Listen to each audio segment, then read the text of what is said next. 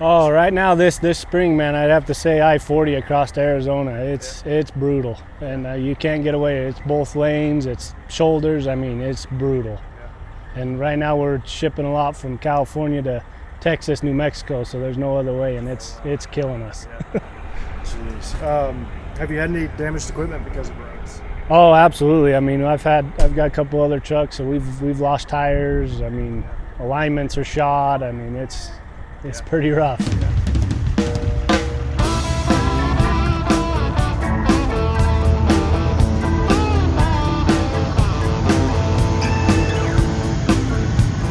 A little bit of audio there from an interview Overdrive news editor Matt Cole conducted at the Shell Rotella SuperRigs event in Wyoming a couple weeks back now with this owner-operator. Name's Cody Davis, Davis Trucking. We haul livestock coast to coast all over, mostly the Midwest, West. Asked specifically by Cole for the stretch of road he felt could be described as the absolute worst in the nation, Cody Davis didn't flinch in singling out I-40 in Arizona. Others are calling it the absolute worst they've ever seen. It's unbelievable how bad it's gotten. That was Danville, Virginia-based owner-operator Joey Slaughter, who runs the route routinely on cross-country step deck hauls. He was the man who brought this subject to our attention this spring. It's not hard to find similar viewpoint on the stretch between Kingman and Flagstaff in Arizona. Indeed, among several owners Cole spoke to out in Wyoming at the show, just one named a route other than I-40 in Arizona. Here's local to Wyoming owner-operator Nikki Cheek. And apologies for the static in this clip. Wyoming and I-80 is a nightmare. It does not matter if it's spring, winter, fall, summer, it's a nightmare. In the summer, it's a racetrack. In the winter, it's an ice rink. It's just a nightmare. For everyone else, though, the results were unanimous. I-40 in Arizona needs work. And for owner-operator Joey Slaughter and some others, as you'll hear in the podcast, the road's condition has translated to hard dollars and lost time with equipment repairs. He's hopeful for movement on new pavement soon, but questions why the road was allowed to get so bad in the first place. The rough nature of the freeze-thaw cycles this past winter has something to do with it, but that can't be all, he feels. Why do I have to bring this to the attention of people? I think if not me, who, right? As the saying goes. But I would think that like I told you, I think in the email, all these produce haulers that have, 50 trucks on the road or more all the time that go back and forth through Arizona. And as we know from some of the information that you've been getting from other sources, it's a problem for everybody. And I don't see where anybody's trying to get this fixed. I'm Todd Dills, as usual, your host for this Overdrive Radio edition. And today, it's all about the worst road in America. After this brief message from Overdrive Radio's sponsor, House. Every diesel needs to defend against clogged injectors, low lubricity, and slipping fuel economy. The best defense is the best defender. House Diesel Defender with advanced IDX4 detergent. Get a deeper clean, maximum lubricity, and boosted fuel economy. Guaranteed. House Diesel Defender. Get optimal performance. House, for every diesel. Find more about Defender and other House products at HOWES, houseproducts.com. What stretch of road would get your vote for the worst in the United States? Tell me on our podcast message line at 615-852-8530. Leave your name and mailing address too with the answer, and I'll send you a prize pack from House, including Defender. Again, that's 615-852-8530. Here's Slaughter. Yeah, and I'm Joey Slaughter. I've been in trucking for 31 years, I think it is now, and owner-operator for the last 13 years. And part of what I do now, I have I'm just a single truck operation with my own authority, and I have a 53-foot step deck that I use now. I've been in that for using a step deck trailer probably 7 or 8 years now. And I have a fairly dedicated run from North Carolina to California happens almost once a month. And of course, that's how I got to find out about Arizona. I've been doing that run pretty regularly since 2016 or 17. And I've just, that's allowed me to just see the deterioration of Arizona Interstate 40. So back in 2016, when you first started doing this particular run, you were taking the same route, I'm guessing.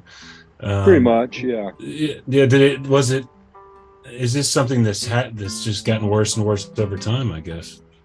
Yeah, it hasn't been any major repairs in all that time.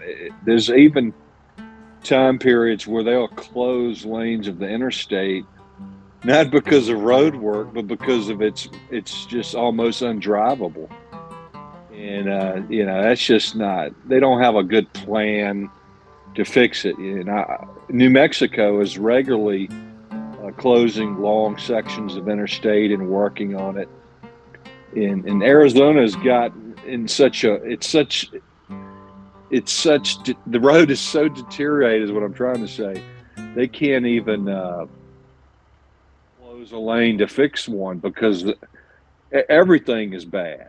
I mean, there's no decent road to use anymore in certain sections of 40, especially between Flagstaff and Kingman. And that's a pretty long section of road there, right? Flagstaff, yeah, Kingman's... it's about 150. About 150 miles, that is. The audio recording cut out on us there for unclear reasons. Gremlins, likely. And it's really nothing through there. It's a couple of small towns, and I mean real small. And that's the problem. There's no residents using that road every day. It's mostly just trucks going in and out of California. And I'm sure if Arizona has to play favorites, that's probably one of their least worried about road, least priority is what I'm trying to think of to say, because but we're all taxpayers too, all the people driving these trucks. And so that's why I feel like I have a say in it. And I've tried to voice my concern. I started with Twitter and just letting the Arizona DOT Twitter know about it, because they're pretty interactive with us and with bad weather and taking note of road conditions. And the person operating the Twitter account took note of it. This was a year ago, I think, and told me to voice my concerns on their website, and I did. It was a page for concerns and opinions to be expressed concerning how to spend the upcoming money for the roads, and I gave my opinion based as a trucker that pays taxes in Arizona. So I figured I do have a voice that needs to be heard, but nothing has been done since then. When's the last time you were out there? I was out there last month, and I'm going to be going again soon. And the worst part is Interstate 40 eastbound between Kingman and Flagstaff. I went into California on 40, and of course the westbound side isn't quite as bad, and I didn't see any type of work being done. I saw some construction, but it was to replace a bridge, not to fix the roads. And luckily, when I came out of California, I bypassed it, but I had to go to Utah, by way of Utah, to get back east. And that was just the nearest route for me in this case. So I didn't get to, thankfully, I got to, avoid Interstate 40. The principal reason owner-operator Joey Slaughter contacted me about this particular section of rougher than a corn cob I-40 was an incident that, well, simply shocks the mind, though maybe it all makes sense when you start to think about what can happen to an 80,000-pound combination trying to make its way at high speeds along roads as bad as these. It was on one of the roughest sections, and I mean, it's hard to explain how rough it is. It's rougher than you think I'm explaining it. Everyone talks about Louisiana roads, or Indiana, I see comes up a lot, but Those are passable. These roads are not really passable. And I've read, before I tell you my quick story, I saw in some of the comments where a guy had a brand new Peterbilt and the hood mirrors broke on the first trip out to California just recently. So that's the kind of, rough road it is. But my case was, I had a guy behind me and he saw one of my brake shoes off my trailer come off, and by the time I stopped and got it inspected at the shop, the brake shoe was gone. These are very heavy brake shoes. It's a significant piece of metal, and the S cam on my brakes was bent, and by the time I got it all repaired, it was $900, and it just burns me up because it's totally my expense. I have to absorb. And it was totally due to the bad conditions of the roads out there. Slaughters isn't the only such story I've heard recently about I-40 in Arizona. As noted up top, one owner-operator wrote in to note a case of their own. $800 lighter with repairs and hotel costs waiting on service to shocks down the line. Jimmy Woods said he felt that I-40 eastbound out of California all the way past Flagstaff even, quote, borders on neglect and is certainly unsafe. He went on, quote, in my personal opinion as a truck driver, they're setting themselves up for a hefty lawsuit if someone were to crash through there and a lawyer proved that to be negligence. With pieces as big as brake shoes falling off of Slaughter's rig, it's not out of the realm of possibility, of course. Barbara Hankins, trucking for most of the last couple of decades, has to travel this stretch of I-40 twice weekly. Mile marker 93 to 121 eastbound, she says, by far the worst road I have traveled in all of that time, she said. Steer tires replaced 3 times, multiple alignments and the like, she added, noting work around Flagstaff is fairly routine to see, but in parts west, the rest of the highway is just crumbling. And she asked, isn't that why we pay road tax on that overpriced fuel? Another owner-operator Overdrive news editor Matt Cole spoke to in Wyoming at Shell SuperRigs voiced similar concerns about the stretch. So my name's Jake Bast, live in Shoshone, Idaho, leased to Ram Transportation in Brownsville, Oregon, the West's best flatbed outfit if you ask me. We pretty much have two lanes. We run all 48 states, a handful of us, and then the rest of them haul up and down I-5. So we got kind of all 4 corners covered, hauling machinery, equipment, laminated glue beams, I-joists, steel, whatever it takes to service our customer the best. So I pretty much work out of between northern Oregon, southern Washington to the east coast, the southeast, Florida, Georgia, Alabama, New England, a lot of Wisconsin, Ohio, Pennsylvania. It works out really good for me because I'm pretty lazy. So this way I only have to load like once or twice a month. These guys killing it up and down I-5 are doing it every other day, and I just can't, I don't want to work that hard. So it works out well. I don't have to tarp once or twice a month. So yeah, secret's out now, but that's why I like to do it.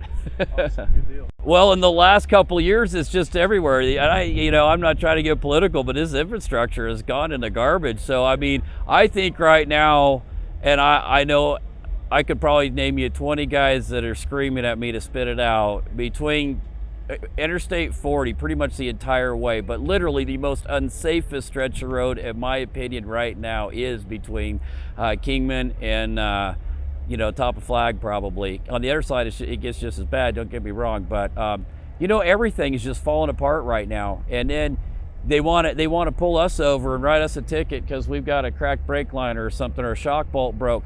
But yet we're trying to straddle potholes, and it's literally unsafe at night. Somebody stretches the road to be out there in the dark where you can't steer around these holes and what's going on. Then they want to write you a ticket for not maintaining your lane. Well, you're not maintaining the lane for us to maintain our lane, Right. And that's a lot of maintaining. It's gotten so bad they really need to just close the entire road and start over. It's no way they can close one lane and fix this. Both lanes are disasters. On Twitter, I follow, and he said he went through there like 4 days ago, and he saw DOT, the construction workers pouring the bagged asphalt into the road. I mean, at least that's something. I mean, that's an improvement.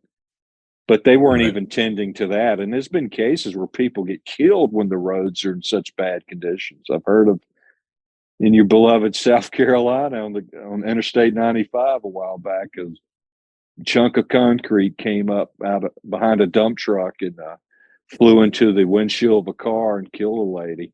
Oh my gosh. So it's very important to take care of these roads, at least to a minimum condition.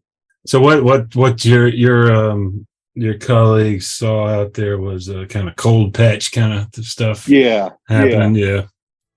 It should have been done years ago. At this point, it's just a Band-Aid on where you need a tourniquet, basically. There's somewhat good news here. There is some work getting going this summer, noted Arizona DOT Public Information Officer Garen Groff. Scheduled to begin as early as July and is part of 2023 and 2024 quote-unquote statewide critical pavement repair projects. I'll post a link to all of them in the show notes and in the post that will house the podcast at overdriveonline.com when that goes live Monday, June 26th. It looks like repaving for as much as half of the Kingman to Flagstaff route is in the hopper, but will, of course, take plenty of time. There are numerous other I-40 projects noted in a 5-year program just recently announced for statewide road improvements by Arizona too. I'll post a link to that as well. Perhaps the state could take some lessons from others along I-40. I asked Joey Slaughter who was doing it best in his experience.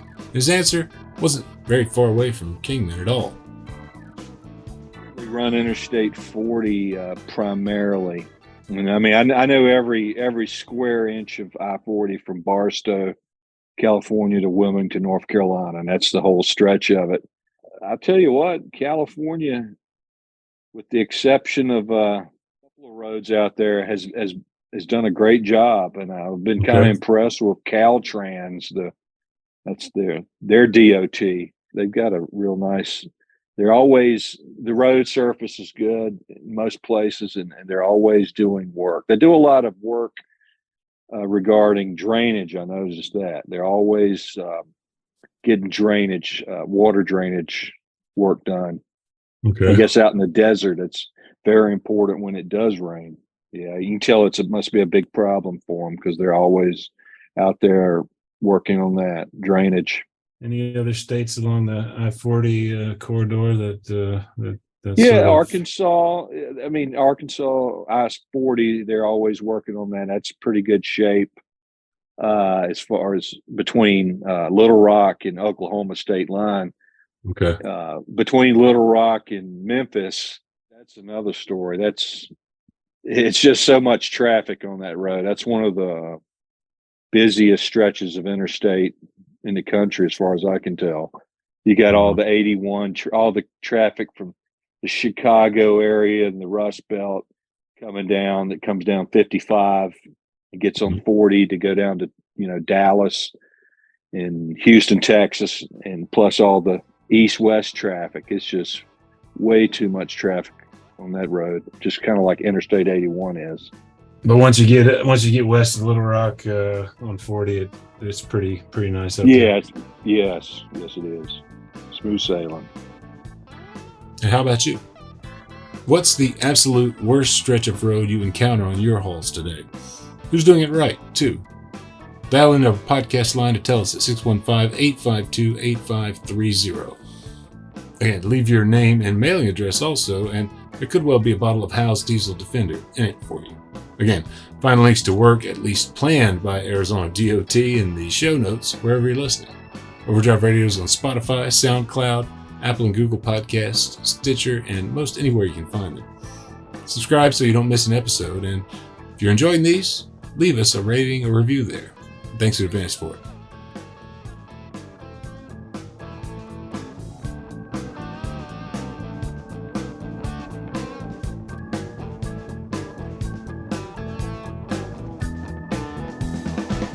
Overdrive Radio is a production of Overdrive, the voice of the American trucker.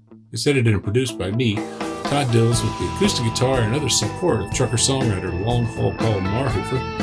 The theme is Legend of the Snake Man by Marhofer, featuring the guitar work of Travis the Snake Man himself, Lamech, Terry Two Socks Richardson on bass, keys by Tishomingo Jim Whitehead, and on drums, Mr. Andrew Marshall. The podcast is backed up further by Overdrive's own news editor, Matt Cole, social media coordinator, Holly Young, executive editor, Alex Lockie, and video editors, Lawson Rubisel and Andrew Glenn. We'll see you next time.